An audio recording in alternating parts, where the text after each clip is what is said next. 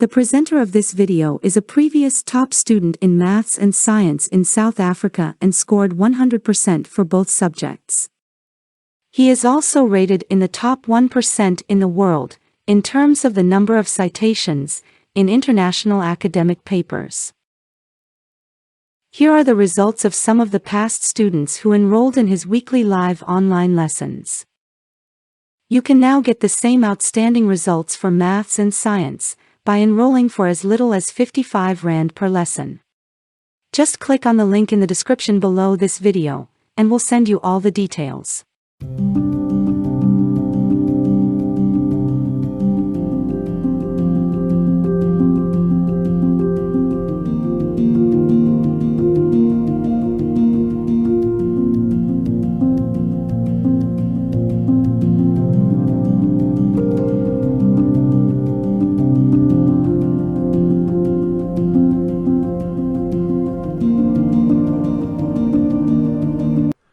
Hi there everyone, welcome to the first lesson on functions.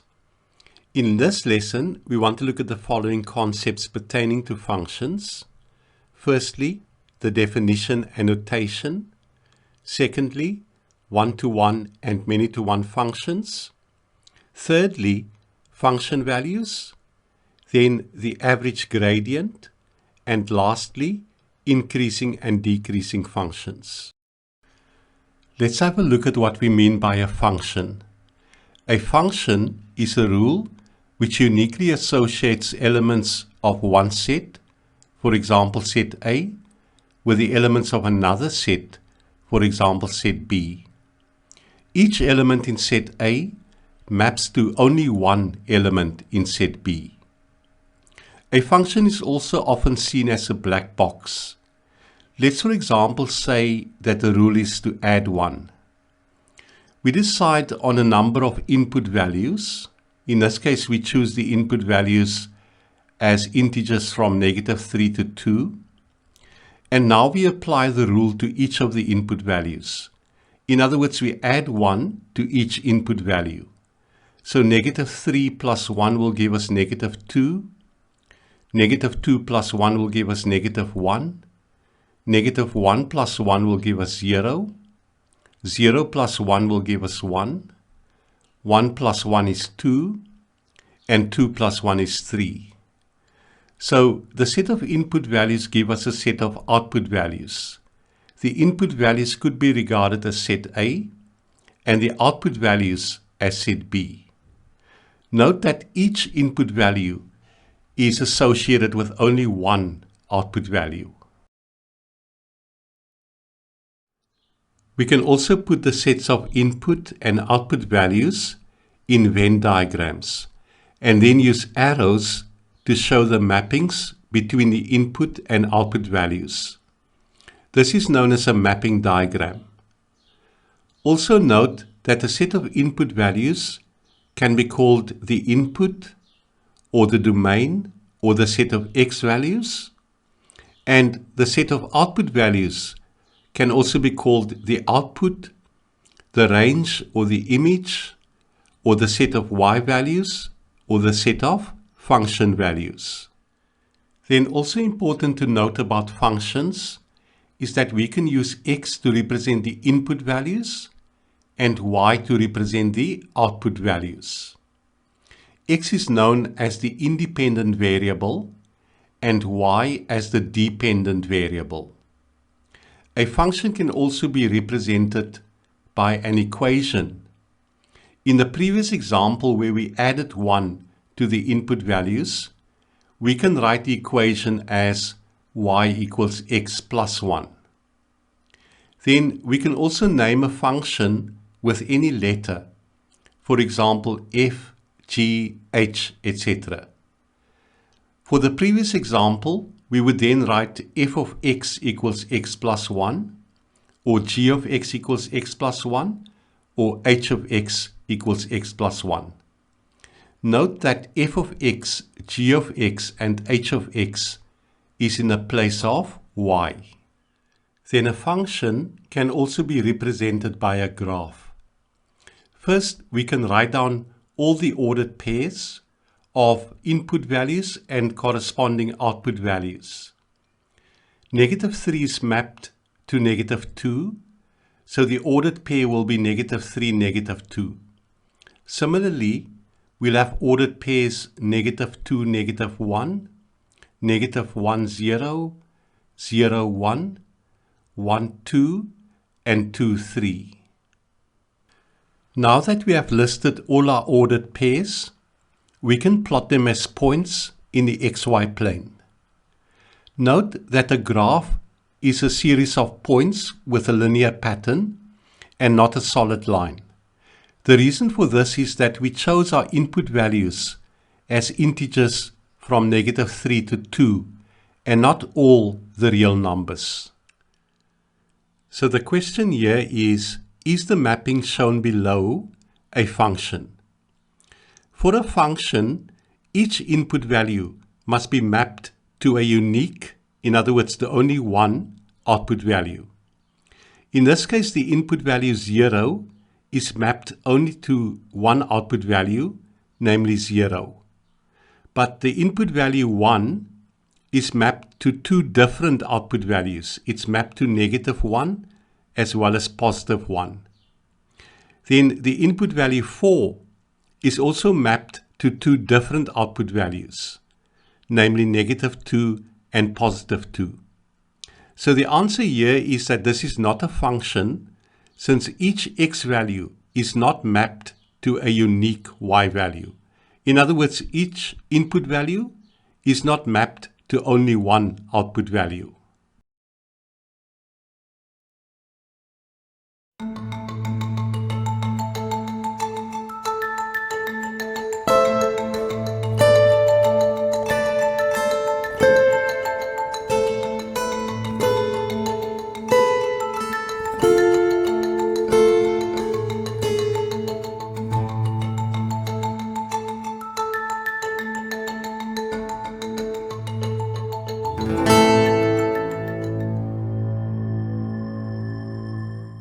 So let's look at your answers to this question. We have to say whether the mapping is a function, and we also have to give a reason for our answer. So let's look at A. In A, the input value A is mapped to only one output value, namely G. Then B is also mapped to only one output value, E. The input value C is mapped only to one output value, H. And the input value D is mapped to only one output value, F.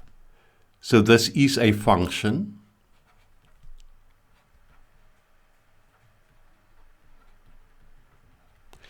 And of course, the reason is that each input value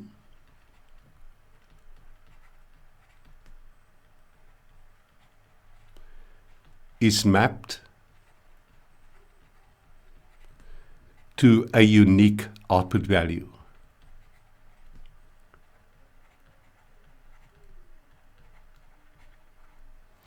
Then in B, the input value A is mapped to only one output value, F. But the input value B is mapped to two different output values. It's mapped to E as well as H. So this is not a function.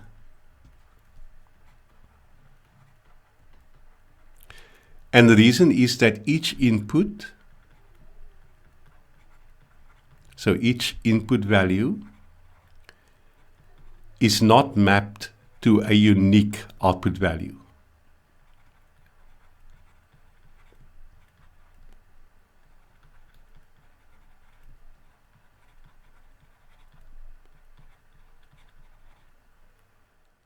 The vertical line test is a test that we can use to see whether a graph that's given represents a function.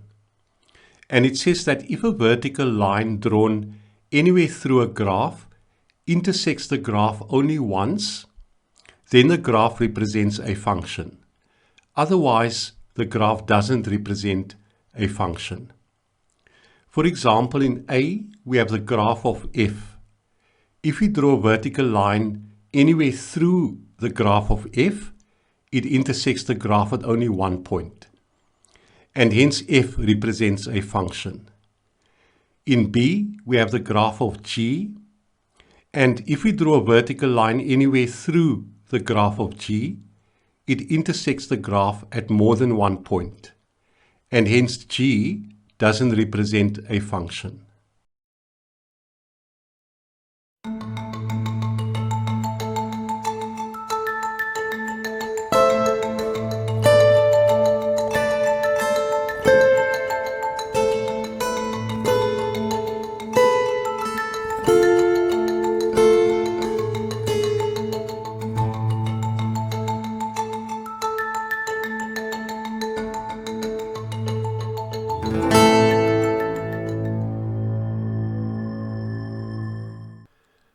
So let's look at your answers to this question.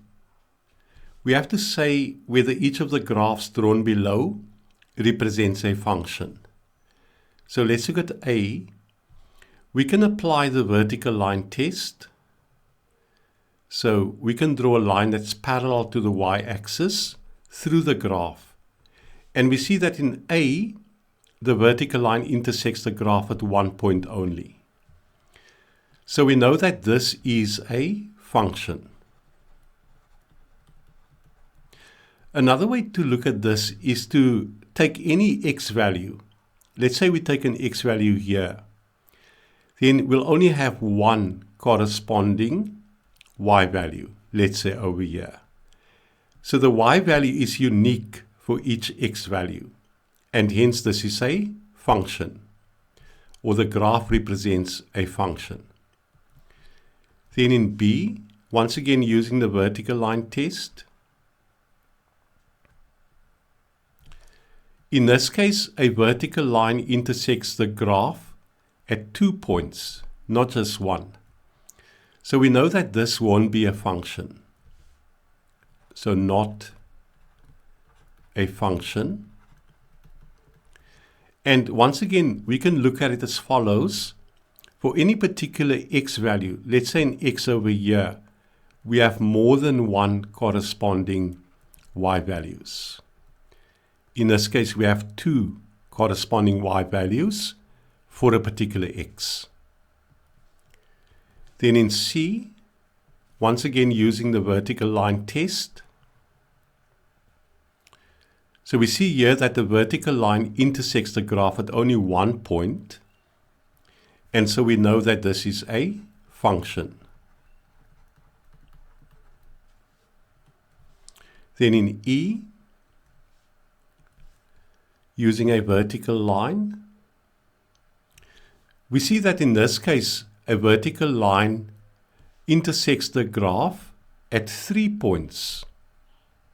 So more than 1 point. And so we know that this is not a function.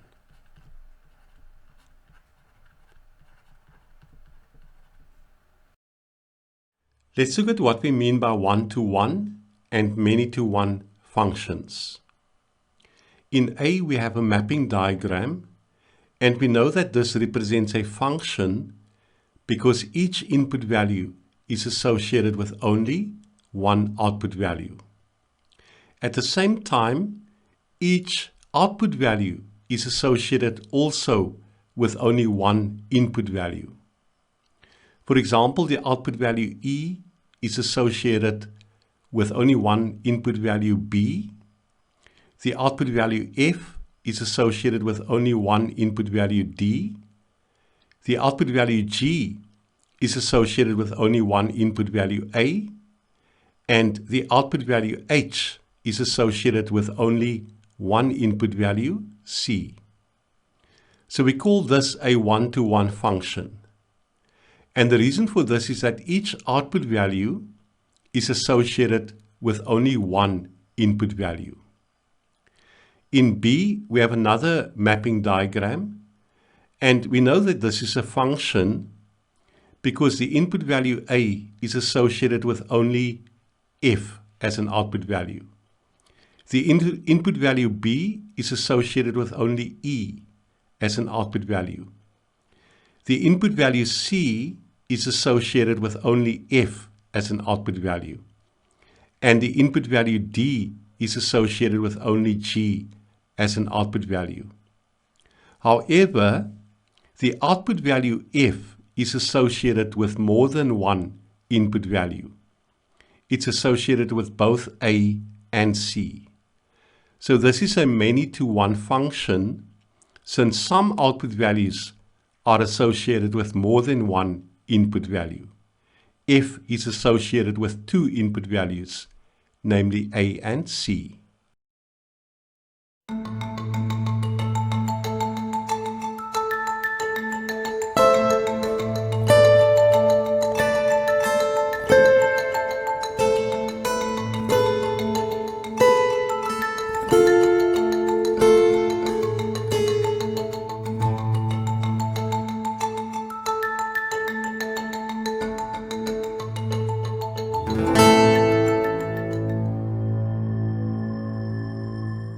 So in this question, we have to say whether each of the mappings below represents a function, and if so, we have to say whether the function is one-to-one or many-to-one. So let's look at A. We can first check to see whether it's a function. The input value A is mapped to only one output value, H. But the input value B is mapped to two different output values, to both E and G. So this input value B is not mapped to a unique output value. So we know then that this is not a function.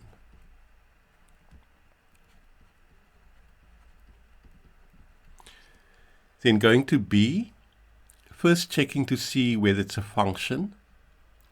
The input value A is mapped to a unique or only one output value F. B is mapped to a unique output value E. C is mapped to only one or a unique output value G. And the input value D is mapped to only one output value F. So we know this is a function. Then to see whether it's one-to-one or many-to-one, we look at each of the output values. The output value E is associated with only one input value, B. But the output value F is associated with two different input values. So F is not associated with a unique input value. It's associated with two different output values, namely A and D. So we know this is a many-to-one function.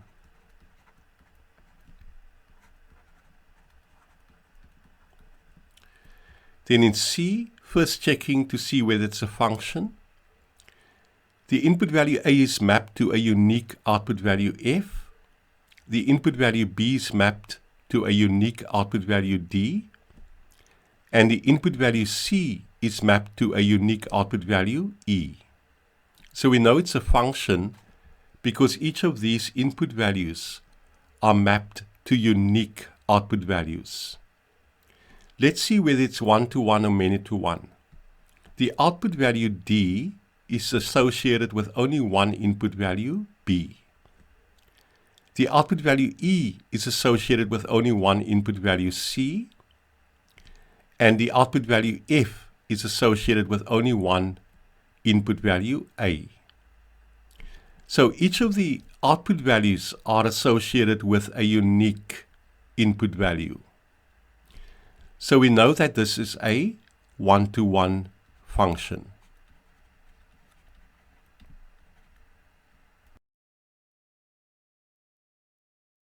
Let's look at what we mean by the horizontal line test. This is a test that we can use to determine whether a graph represents a one-to-one or a many-to-one function, provided that we are given the graph. And it says that if we can draw a horizontal line through a graph that intersects the graph more than once, then the graph represents a many-to-one function. Otherwise, the graph represents a one-to-one function. Let's take an example. In A, we have the graph of F. When we draw a horizontal line through the graph, it intersects the graph at only one point. So this is a one-to-one function. In B, we have the graph of G. When we draw a horizontal line through this graph, we see that it intersects the graph at more than one point. It intersects the graph at 2 points. So this is a many-to-one function.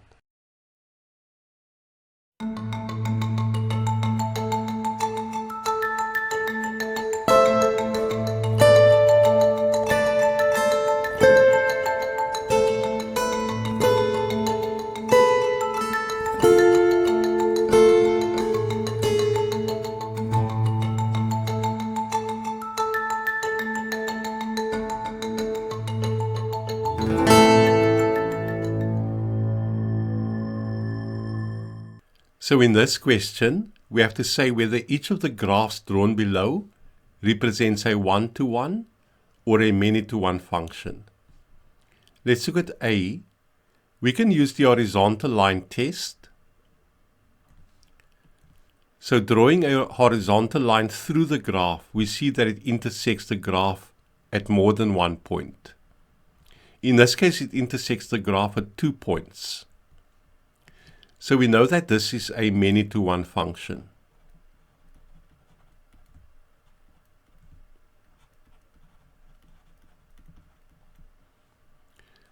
Another way of looking at this is to take any particular y value. Let's say a y value over here.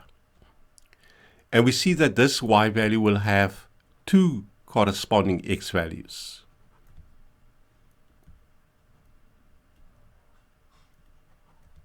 So an x over here as well as over here. So each y doesn't give a unique x, and hence it's a many-to-one function. Let's look at B, once again using the horizontal line test. In this case, we find that the horizontal line drawn through the graph intersects the graph at only 1 point. So we know that this is a one-to-one function.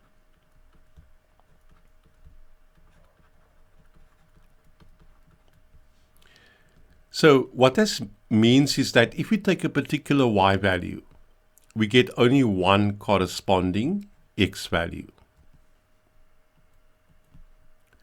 Then going to C, once again using the horizontal line test.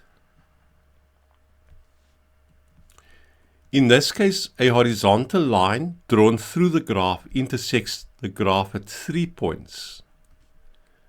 In other words, in more than 1 point. And so this would be a many-to-one function.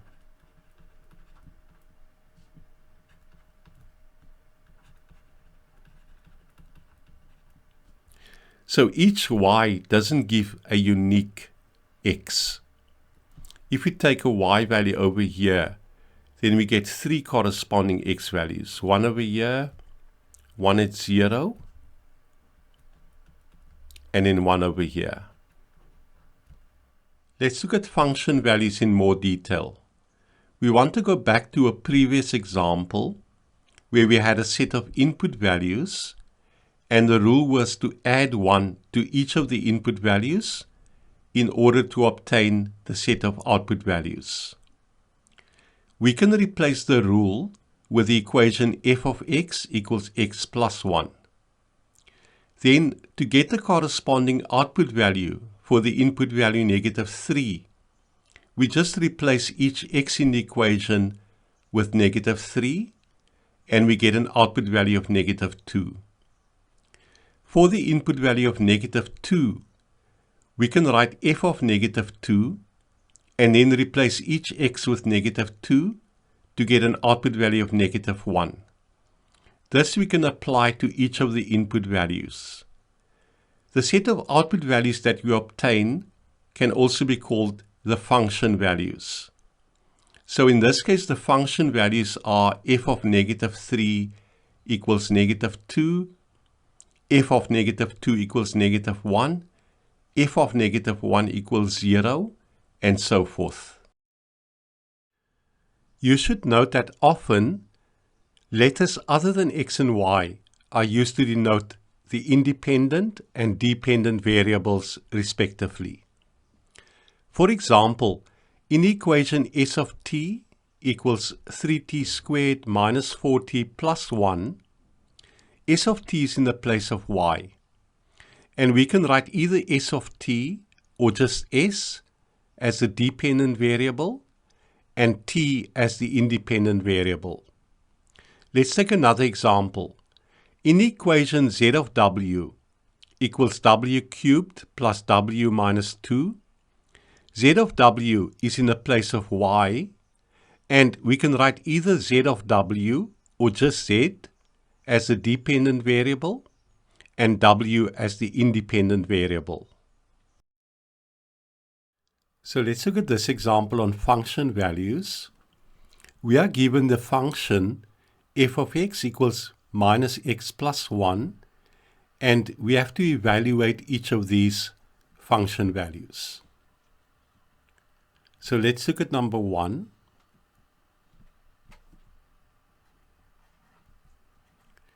In A, we have to find f of negative 1.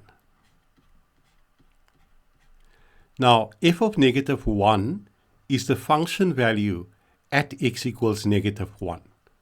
And remember, our equation for this function is f of x equals negative x plus 1. To find f of negative 1, all we do is we replace x in this equation with negative 1. So we have a minus, then the x is replaced with negative 1, and then plus 1. A minus times a minus is a plus, so we have 1 plus 1, which is 2. So this means that the function value at x equals negative 1 is equal to 2. Then in B, we need to find f of negative x. Once again, all we do is to replace the x in this equation with negative x.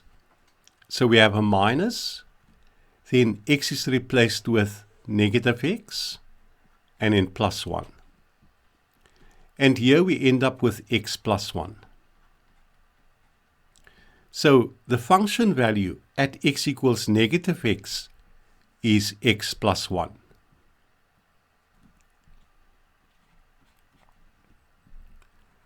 Then in C, we want f of 2 of x, or f of 2x.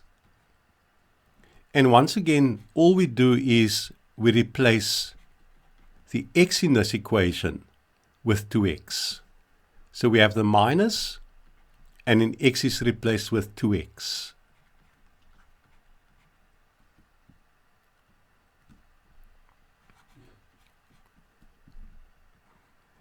In D, we want f of negative x over 2.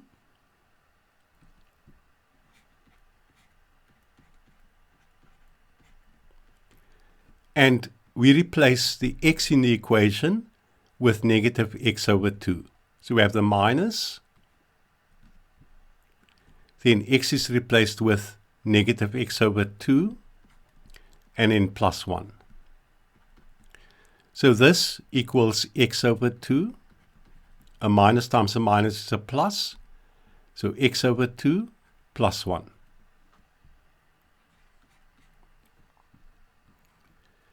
Then in E, we want f of negative x plus 1.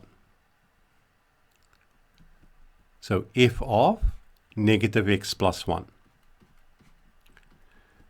We go to the equation, which is minus x plus 1, and we replace the x here with negative x plus 1. So then we have the minus, and x is replaced with negative x plus 1, and of course we have the plus 1 that we have over here.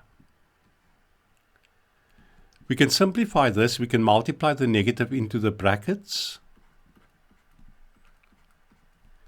and we end up with x.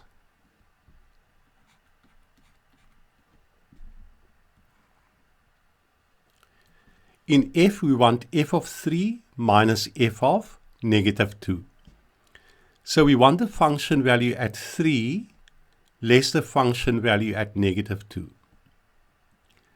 So let's first work out the function value at 3. And of course, to get the function value at 3, we replace x here with 3. So we have the minus, the x is replaced with 3, and then plus 1, and this is negative 2. Let's now find f of negative 2. Remember that we want f of 3 minus f of negative 2.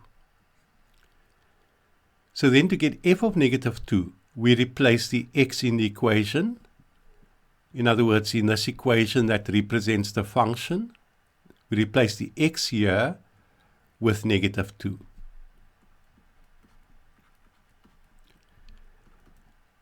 A minus times a minus is a plus, so we get 2 plus 1, which is 3.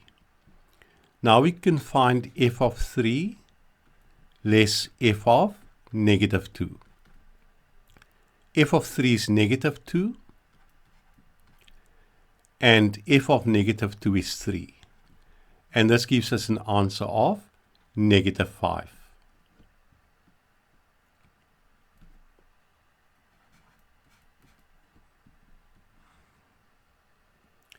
In G, we want negative f of x.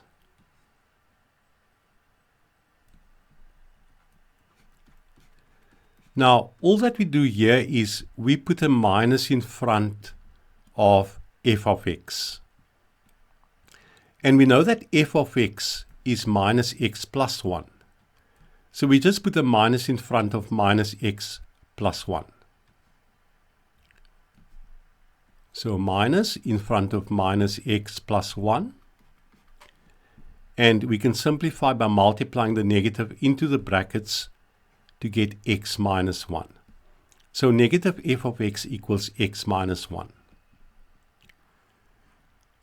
Let's look at the last one here, h of x, or rather h. We want f of x in square brackets to the negative 1.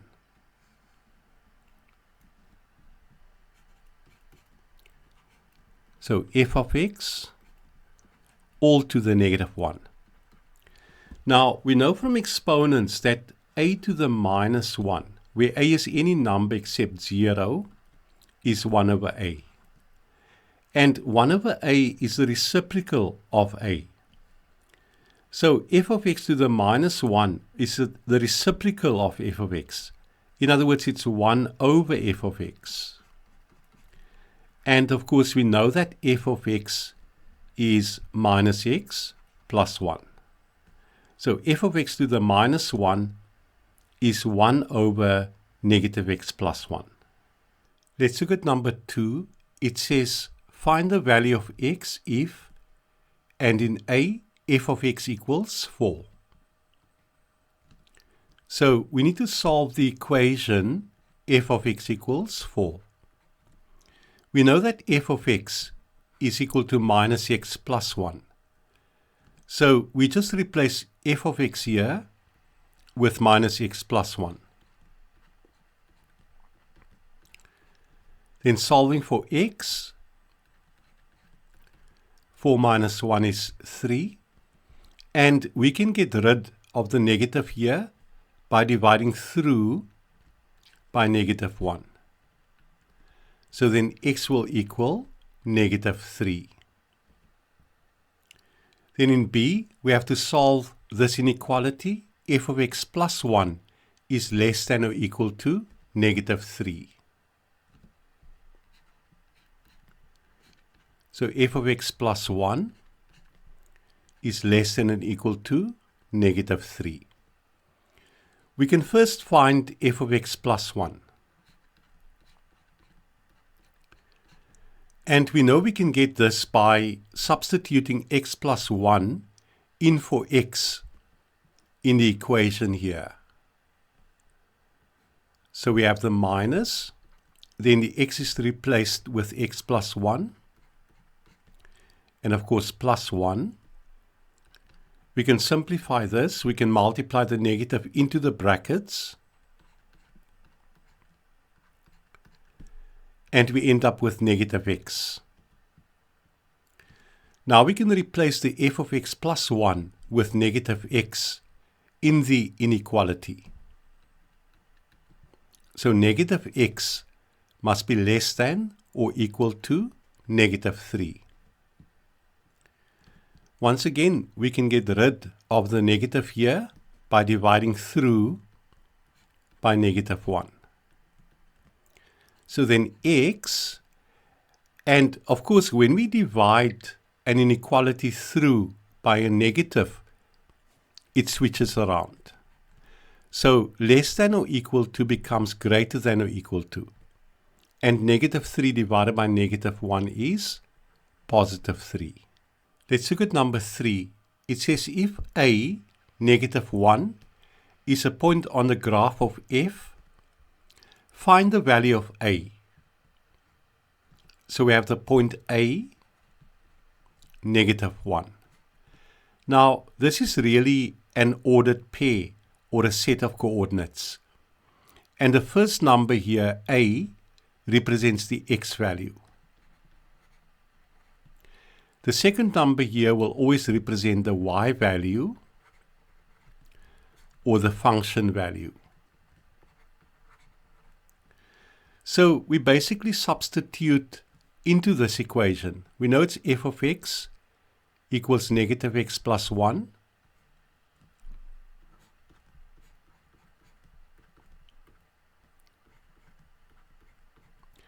And we know that f of x represents the y value. So the y value, f of x, is negative 1.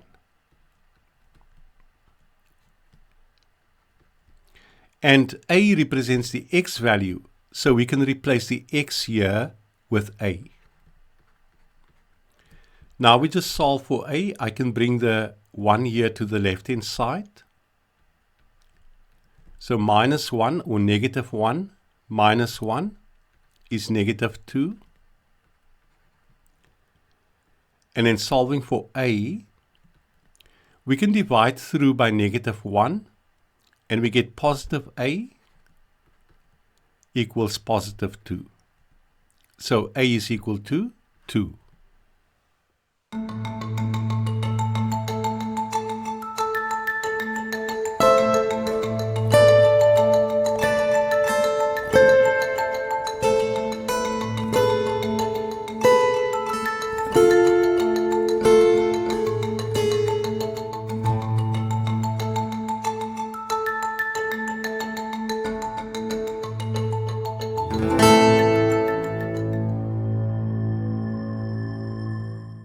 So let's look at your answers to this question.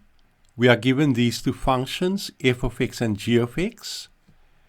And in question 1a, we have to find g of negative 2. Let's first rewrite the two equations. So it's f of x equals negative x minus 1. And g of x equals x squared minus x minus 2. So in 1a, we need to find g of negative 2. So the function value of g at negative 2. And of course, we can find this by replacing x here in the equation of g with negative 2.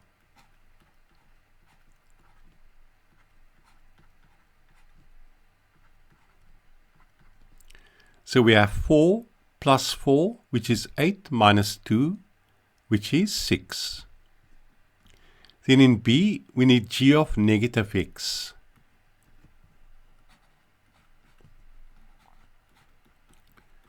In this case, we replace each x in this equation with negative x.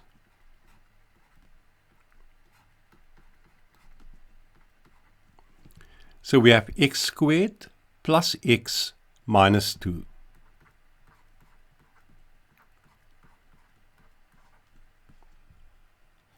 Let's go to C. In C, we want negative g of x. So negative g of x. We can get negative g of x by merely placing a minus in front of x squared minus x minus 2.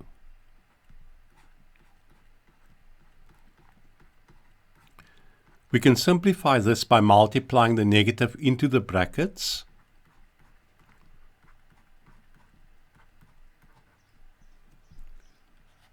Then d.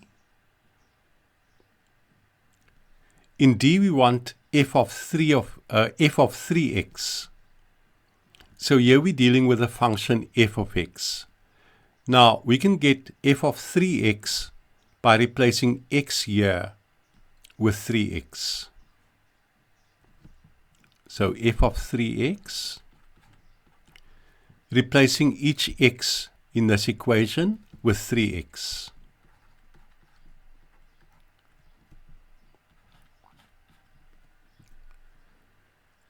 Then in e, we want 3 f of x, or 3 times f of x.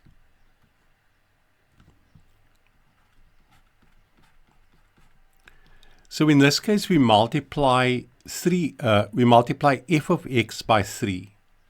So it's 3 times negative x minus 1. And we can multiply out. And we get negative 3x minus 3. Let's look at f. In f, we want f of negative x minus 1.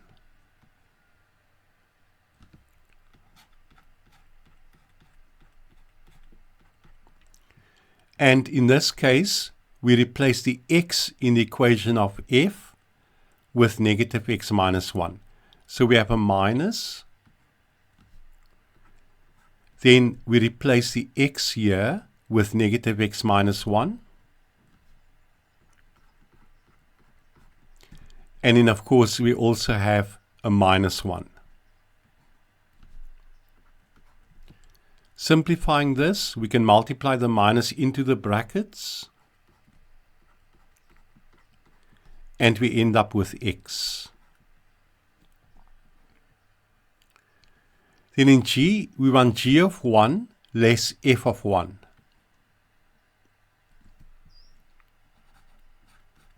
So g of 1 minus f of 1. G of 1 we can get by plugging 1 into the equation of g. So each x here will be replaced by 1. So it's going to be 1 squared minus 1 minus 2. So g of 1 is 1 squared minus 1 minus 2. And of course this is equal to negative 2. Now we can find f of 1. And we replace x in the equation of f with 1. So it's minus x minus 1 with x replaced by 1. So this is going to be minus 1 minus 1, which is also minus 2. Now we can find g of 1 less f of 1.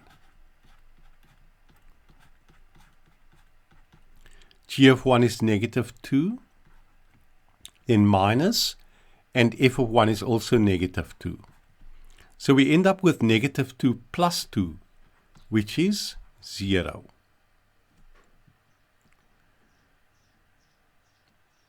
Let's go to h. We want g of x all to the negative 1.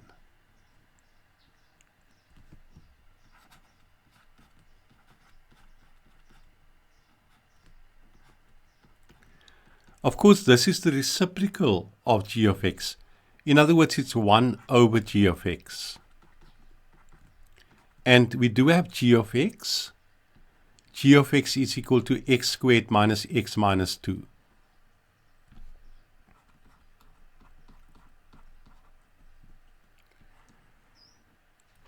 Let's go to I here. We want g of a plus h.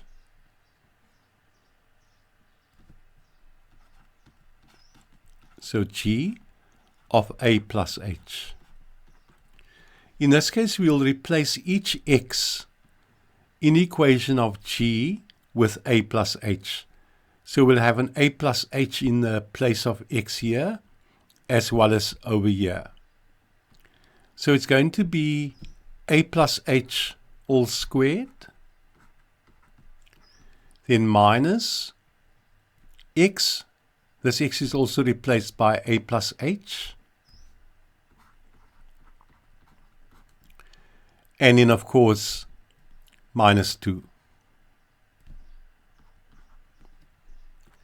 We can square out these brackets. So the first term squared is a squared, then this sign, then the first term times the second term times 2. So 2ah, then plus h squared. Of course, here I'm using this multiplication. I'm using a plus b all squared is the first term squared, this sign, so a plus, then the first term times the second term times 2. So 2ab, then plus the second term squared.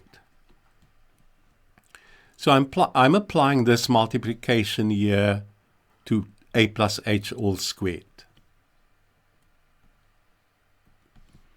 Then here we can multiply the minus into the brackets.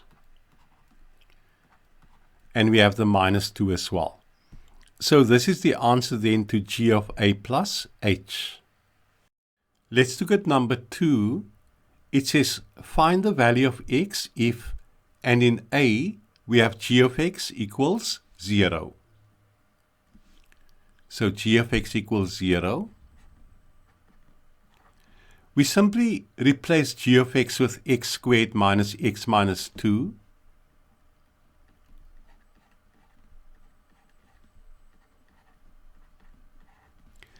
And now we can solve for x by factorizing the left-hand side.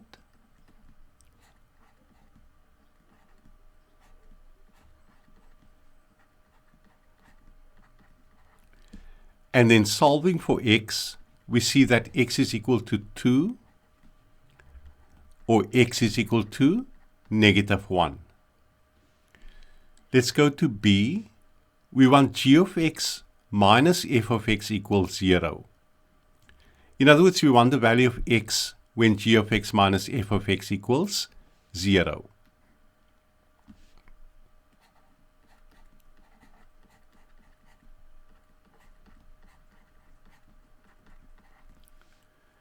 So we can replace g of x with x squared minus x minus 2.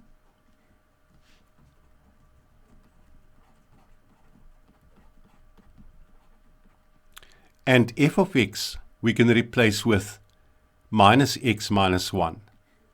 We need to put this in brackets because of the negative here. We can simplify. We can multiply the negative into the brackets here.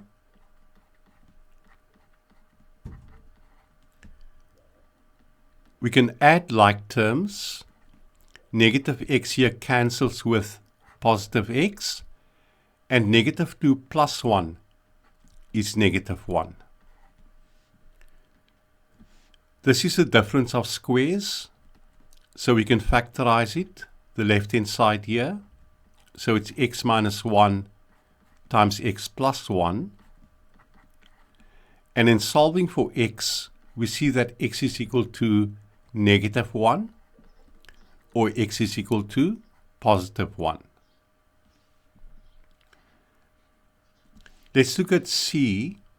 We want f of x plus 1 to be greater than negative 1.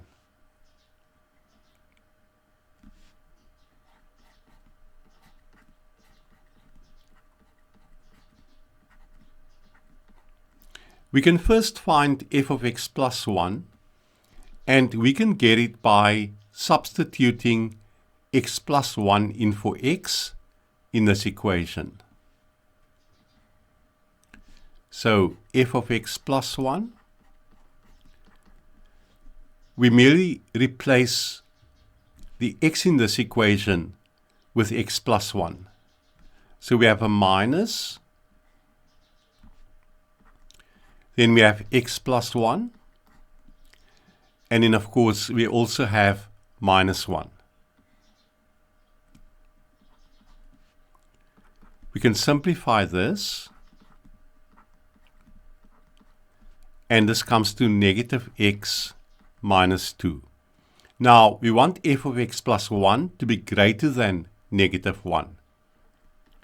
So that means that negative x minus 2 must be greater than negative 1. And in solving for x,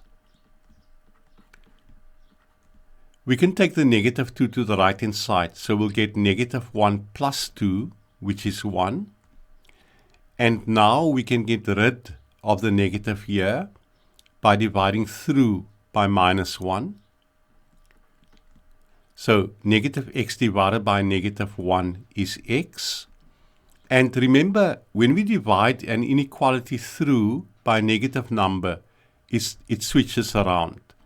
So the greater than here becomes less than, and 1 divided by negative 1 is negative 1. So x is less than negative 1. Let's look at the last question. So 3, it says if negative 1b is a point on the graph of G, find the value of b. So we have the point negative 1b.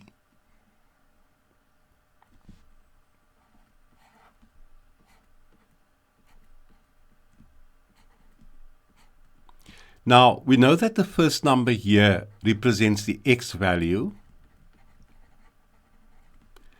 and the second number here, b, represents the y value.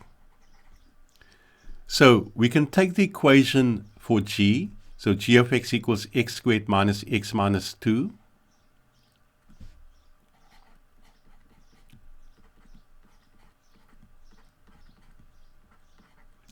And we know that g of x is the function value or the y value, so we can replace it with b. Then the x value is negative 1.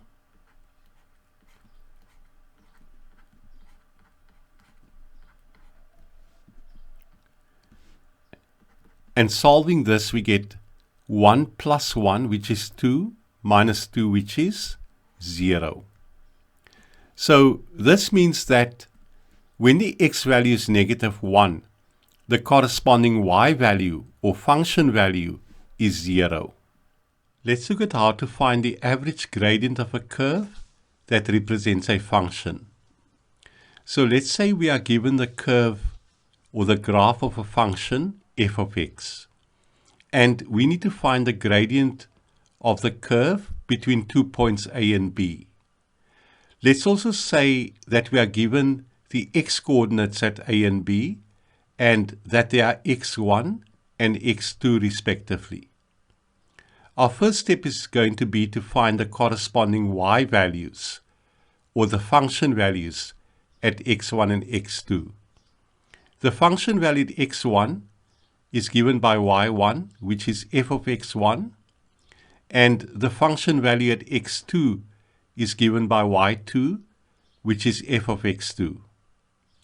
Now we can draw a line through the 2 points, A and B, and find the gradient of this line. And we know that the gradient of a line is a change in y over the change in x, which is y2 minus y1 over x2 minus x1.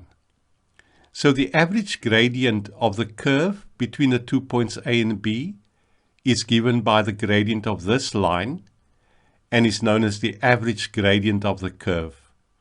So the average gradient then will be given by f of x2 minus f of x1 all over x2 minus x1. So in this example on finding the average gradient, we are given the function f of x, and we need to find the average gradient between x equals negative 2 and x equals 3. We can start by letting x1 equal negative 2 and x2 equal 3. Now we can find the corresponding function value at x1, so y1, which is f of x1, and this equals f of negative 2. So the function value at -2, in other words f of -2, we can find by plugging in -2 for x in the equation.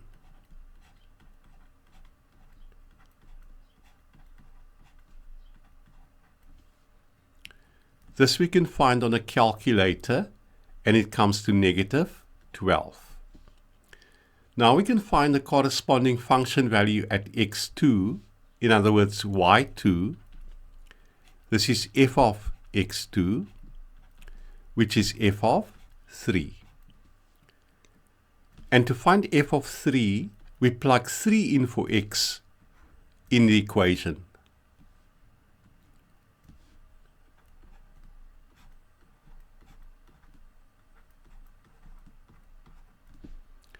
And this comes to -17.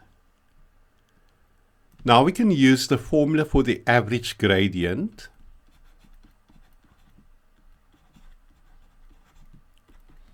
So this is f of x2 minus f of x1 all over x2 minus x1. So f of x2 is -17. and f of x1 is -12. Then x2 is equal to 3, and x1, of course, is -2.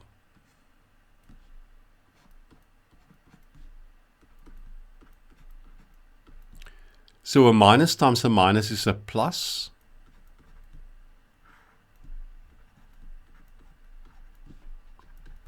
And we end up with -17 plus 12, which is -5, over 3 plus 2. In other words, over 5. And this comes to -1.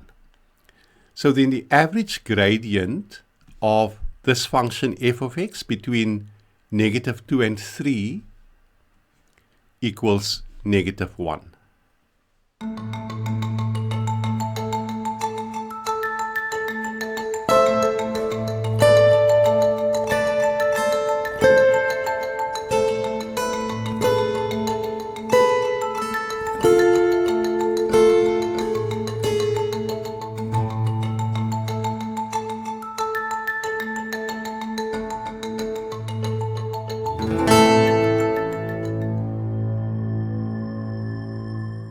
So let's look at your answers to this question.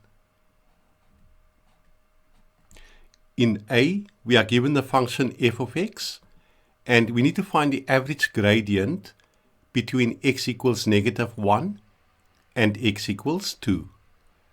So we can start by letting x1 equal -1 and x2 equal 2. Now we can find the corresponding function values at x1 and x2. So y1 would be the function value at x1, so f of x1.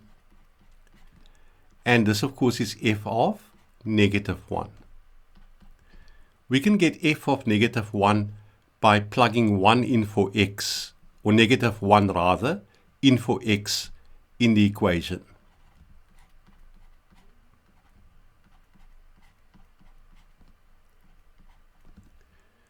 And this equals -5. Then the function value at x2 we can call y2, which is f of x2. And f of x2, of course, is f of 2. And now we plug 2 into the equation for x.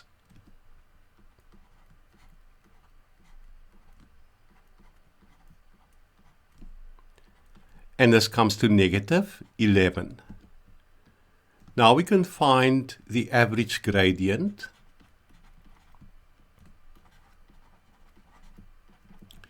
It's f of x2 minus f of x1 all over x2 minus x1. So f of x2 is -11. And f of x1 is -5. Then x2 is equal to 2 and x1 is equal to negative 1. So all over 2 minus negative 1. And this is negative 6 over 3, which is equal to negative 2. Let's look at b. So we are given the function g of t, and we need to find the average gradient between t equals negative 1 and t equals 3. So we can let t1 equal negative 1 and t2 equal 3. Now we can find the corresponding function values at t1 and t2. So y1 would be the function value at t1, in other words, g of t1. And this, of course, is g of negative 1.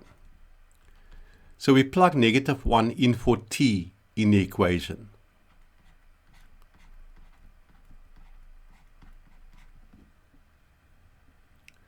So this equals 3.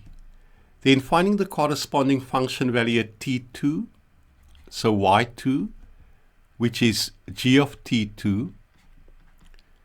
And of course, g of t2 will be g of 3. Then plugging in 3 for t in the equation.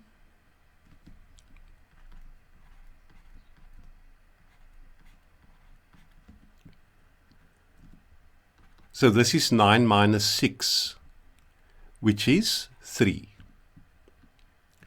Now we can find the average gradient. In this case, it's going to be g of t2 less g of t1 all over t2 less t1. So g of t2 is 3. G of t1 is also 3 over t2 minus t1, so 3 minus minus 1. And this is 0 over 4, which is equal to 0. So the average gradient in this case is equal to 0.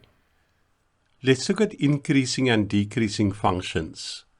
We want to go back to a previous example where we had the function f of x equals x plus 1. And now we want to add that x must be an element of real numbers. In other words, our input values must be all the real numbers. We can plot a few points in the xy plane, and since our input values are all the real numbers, we join these points with a solid line. Now, if we look carefully at the graph, we can see that as our x values increase, our y values or function values also increase. And hence we say that f of x is an increasing function. Let's look at the second example. We want to look at the function f of x equals negative x plus 1, where once again x is an element of real numbers. We can plot a few points in the xy plane, and since x are all the real numbers, we join these points with a solid line. If we look at the graph carefully, we see that in this case, as our x values increase, our y values or function values decrease. And hence we say that f is a decreasing function. Then we also get functions that are both increasing and decreasing. Let's take the example of f of x equals x squared, where x is an element of real numbers. We can plot this graph in the xy plane, and we see that we get a parabola with a turning point at the origin of the xy plane. Now, this graph or function is decreasing for x less than 0 and increasing for x values greater than 0. So let's look at this example on increasing and decreasing functions. It says here, for each of the graphs below, find the values of x for which a graph is increasing and or decreasing. In A, we have a straight line graph or a linear function. Now, to note that in this type of question, we always move from left to right along the x-axis, and then we see what happens to the graph. Now, in this case, as we move from left to right along the x-axis, the graph is moving up. In other words, the graph is increasing. So this is an increasing function. So it's increasing. Now, also to note that the graph is moving up, or it's increasing over the entire x-axis. In other words, for all real numbers. So we can say that it's increasing for all x, an element of real numbers. We can also write the answer in interval notation. We can say that it's an increasing function, or the graph is increasing for all x, an element of this interval, from negative infinity to positive infinity. And this interval represents all the real numbers. Also note that we use round brackets to show that we are not including negative and positive infinity. Then in B, we have a parabola. So as we move along the x-axis from left to right, until we get to x equals 0, the graph is moving down. So the graph is moving down, and hence it's decreasing for all x values less than 0. So let's write that. So decreasing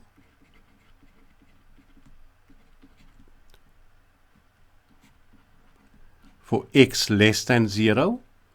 And once again, if you want to write this in interval notation, we would write x is an element of this interval from negative infinity to 0. And once again, we use round brackets to show that we are not including negative infinity and 0. Then, as we move further along the x-axis, so beyond 0, we see that the graph is moving up. So it's moving up, and that means that it's increasing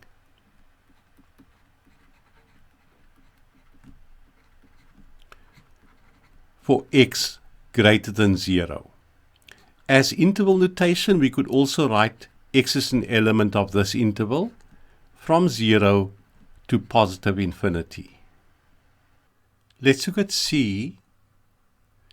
We have another parabola. Now, what's important here is that the coordinates at the turning point are negative 1 and 5. So the x coordinate at the turning point is important, and it's negative 1. Then, as we move along the x-axis from left to right, we see that up to x equals negative 1, the graph is moving up. So it's increasing. So let's write that. So it's increasing for x less than negative 1. As interval notation, we could write that it's increasing for x an element of this interval from negative infinity to negative 1.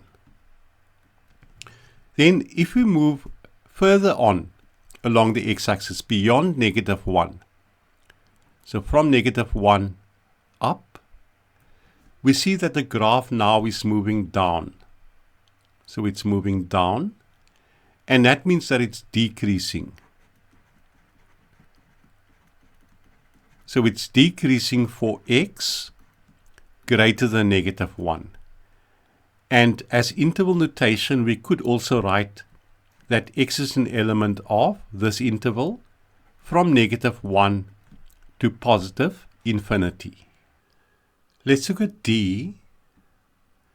So here we have a hyperbola, and what's important about this hyperbola is that we have a vertical asymptote at x equals 2. In other words, there are no function values at x equals 2.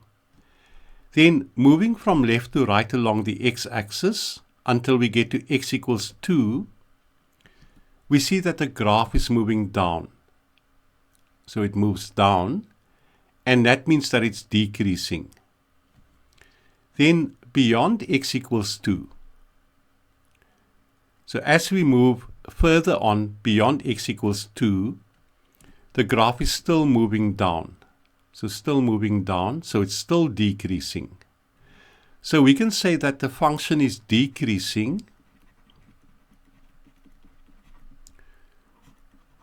for all x an element of real numbers, except for x equals 2. So x is an element of real numbers, but x cannot equal 2. We can express this as interval notation as follows.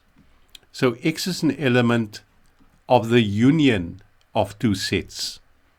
Basically, the one set will be from negative infinity to 2. So the union of this interval, so union, and the second interval will be from 2 to positive infinity. So x is an element of the union of these two sets. Let's look at E. Here we are given a cubic graph. Now, we will look at cubic graphs in great detail when we do calculus. We have two turning points, one at negative 2, 3, and another one at 1, negative 1. The x-coordinates at these turning points are important. So the x-coordinate here is negative 2, and at this turning point, it's 1. Now, as we move from left to right along the x-axis, until we get to negative 2, we see that the graph is moving up. So it's increasing. Then, from x equals negative 2 to x equals 1, as we move from left to right, we see that the graph is moving down. So it's decreasing. Then, for x values greater than 1, moving from left to right, we see that the graph once again is moving up, and hence it's increasing. So the graph is increasing for x values less than negative 2, as well as for x values greater than 1. And it's decreasing between x equals negative 2 and x equals 1. So let's write that down. So it's increasing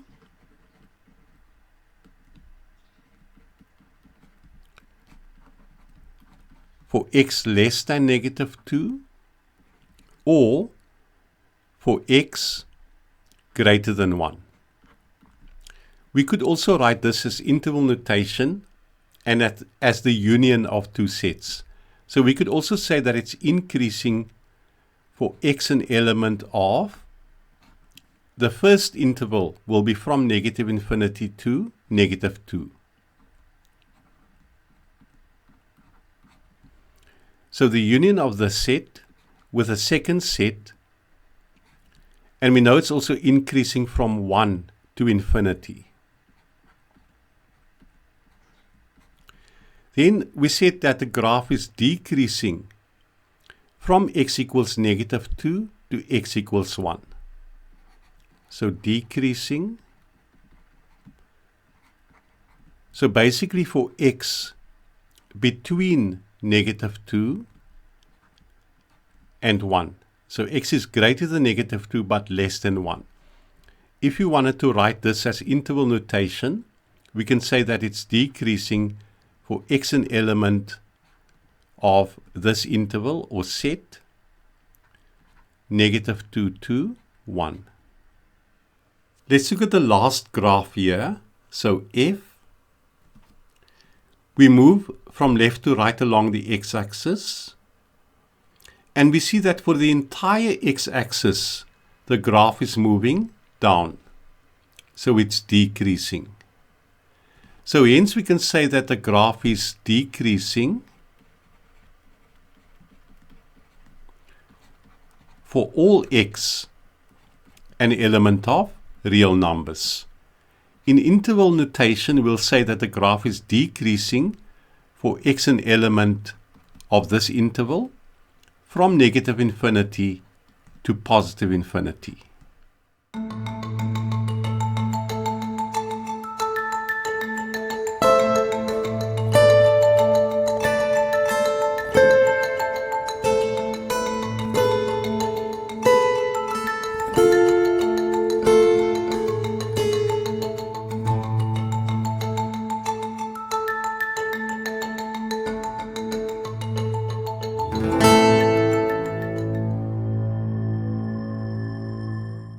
So let's look at the answers to this question.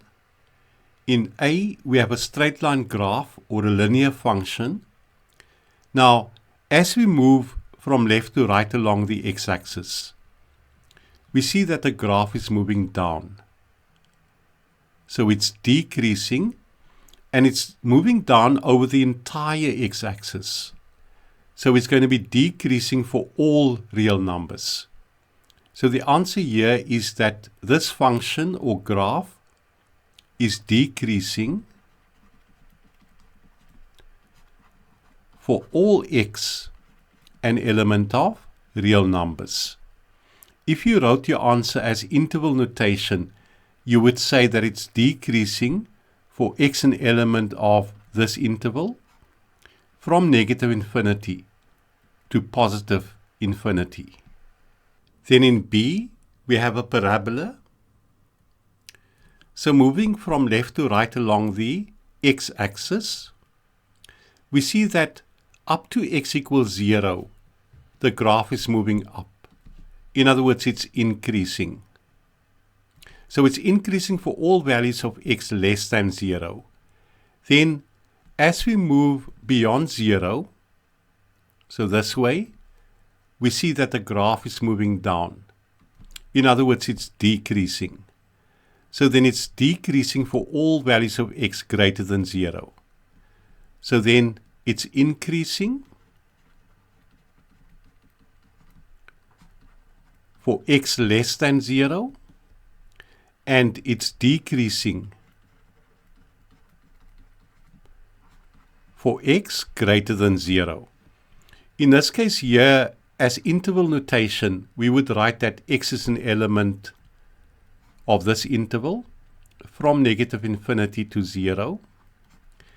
And here, we could also write that it's decreasing for x an element of this interval from 0 to positive infinity. Then in C, we have another parabola. Now, important about this parabola is that the x-coordinate at the turning point is 2. So then moving from left to right along the x-axis until we get to 2, we see that the graph is moving down. So it's decreasing. Then for x values greater than 2, so from 2 and beyond, we see that the graph is moving up. In other words, it's increasing. So then it's decreasing for x less than 2, and it's increasing for x greater than 2. Let's see what it looks like as interval notation. So it's decreasing for x, an element of this interval, from negative infinity to 2. And it's increasing for this interval, for x an element of this interval, from 2 to positive infinity. Let's look at D. So here we are given a hyperbola. And what's important is that we have a vertical asymptote at x equals negative 1. Then moving from left to right along the x-axis until we get to x equals negative 1, we see that the graph is moving up. In other words, it's increasing. Then at x equals negative 1, there are no function values. Then for values of x greater than 1, or greater than -1 rather, we see that once again the graph is moving up. In other words, it's increasing.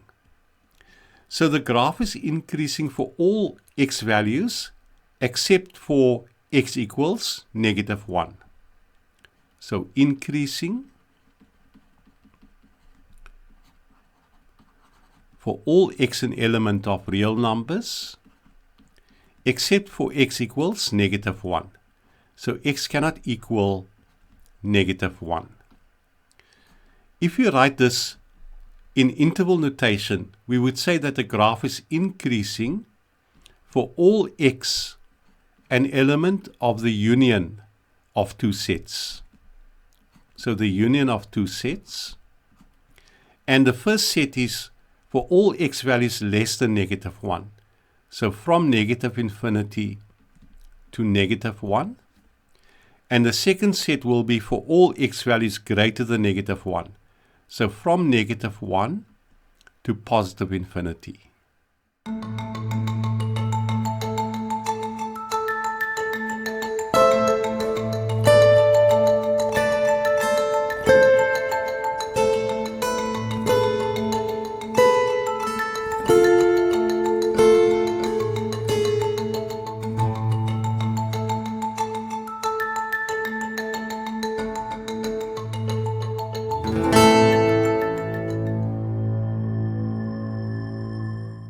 So let's look at your answers to part 2 of question 7. We have to find the values of x for which the graph is increasing and or decreasing. Now, what's important about E are the x coordinates at the turning points. We have two turning points here. So the x coordinate at this turning point is -3, and at this turning point it is 1. Then as we move from left to right along the x-axis, we see that the graph is first decreasing, so it's moving down. Then for x values greater than 1, so greater than 1, we see that once again the graph is decreasing. So the graph is decreasing on two intervals. So we can write that it's decreasing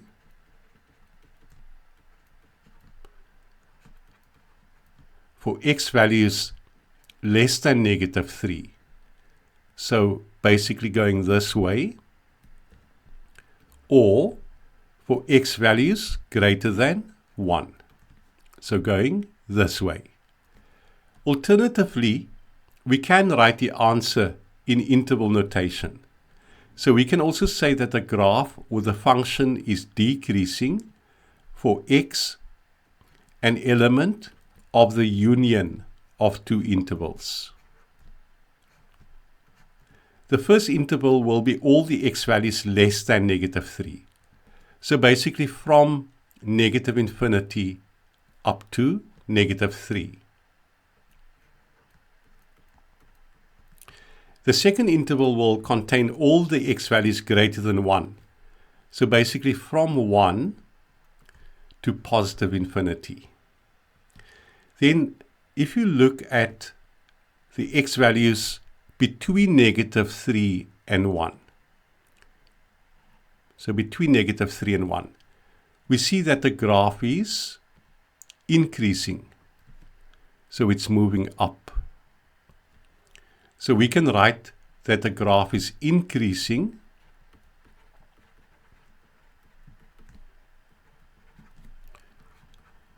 for x values greater than -3. So greater than -3, but less than 1. Once again, we could write the answer in interval notation. So we can say that the graph is increasing, or the function is increasing, for x an element of this interval, from -3 to 1. Then looking at f here, once again, as we go from left to right along the x-axis, we see that the graph is strictly increasing. So the graph is only increasing and not decreasing. So then it's increasing for all x values. In other words, for all x an element of real numbers. Now, once again, we could write this in interval notation. We can say that the graph is increasing for x, an element of this interval, from negative infinity through to positive infinity.